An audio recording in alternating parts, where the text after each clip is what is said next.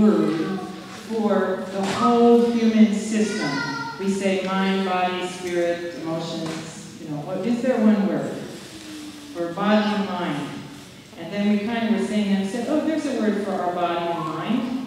Bind. Bind.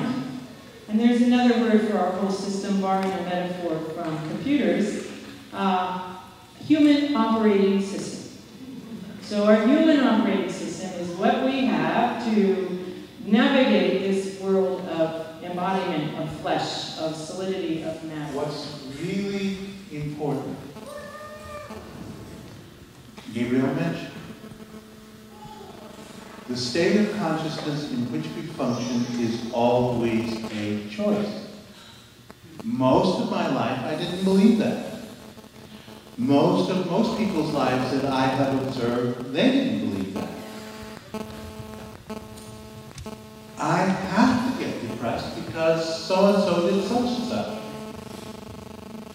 I have to be angry because so-and-so is a such-and-so. I have to be afraid because, oh my God, look at... And none of that's true.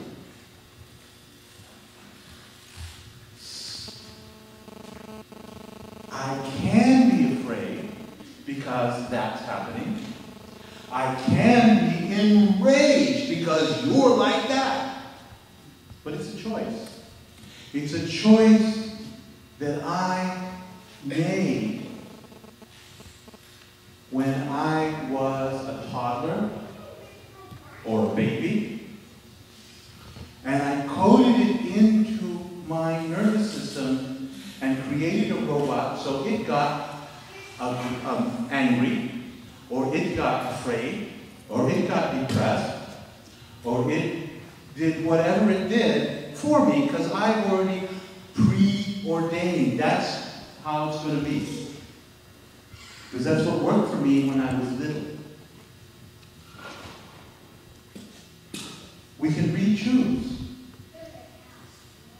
Sometimes it's hard to re-choose, but it's never impossible. Every state of consciousness that we inhabit is our choice. Whether we are making that choice intentionally, knowingly, or whether we are making that choice robotically because we set up the robot. We walk with our heads first. The head leads. Why didn't you demonstrate walking graciously? This isn't part of the intro, but we want you to begin to notice the difference in your posture and other people's posture when your body is in a state of grace. Now, I can have my head and heart in a state of grace if I'm having a workshop high or a Rocky Mountain high, but then I always come back to what we call reality, this realm of struggle. What we're going for in the Compass of Grace is a practice we call the embodiment of grace. So your body is always... Has anyone ever seen anybody who has that S-curve? Yeah. It's about 80, 85. It shows up really strong. Yeah. So, you want to feel right now how it feels to be aligned, feel really good. We're going to show you a fast corrective. So Thomas will demonstrate it. Or actually, let's have a guinea pig. Who wants to show everybody else? Someone's raising, are you raising your hand or pointing to somebody else? Okay. Look like you're volunteering somebody else. Okay, so you stand right about here. And what's your name? Makai. Makai, oh yeah, okay. So, Thomas, will you test, and everyone just sort of look at her mind being looked at, and turn around. Think about something, that you would normally be thinking about. And, okay.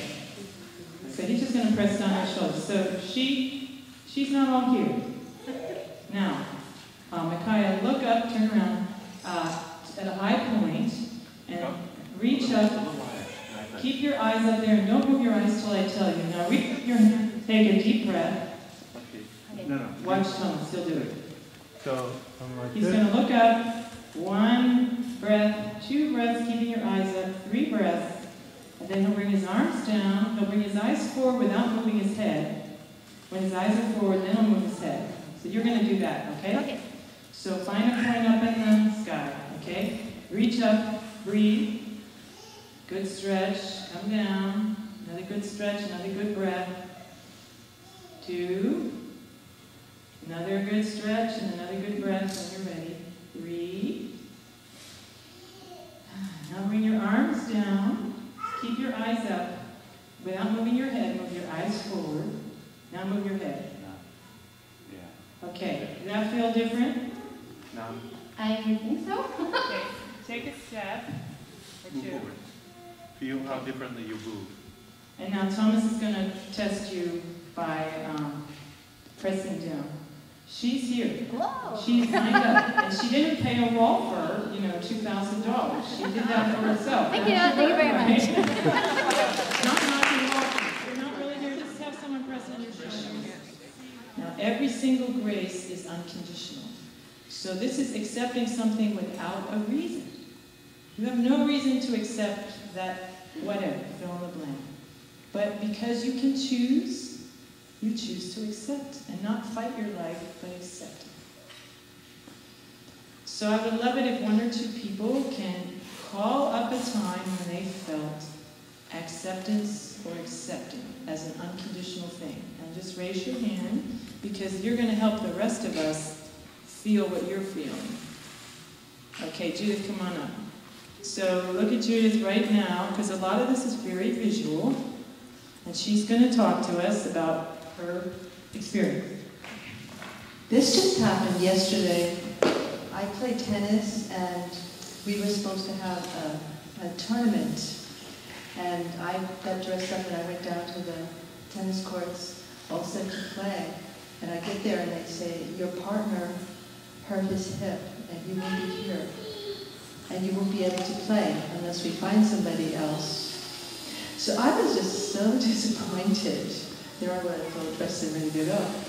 But I know I have a choice, so I chose to accept what happened, to accept what is.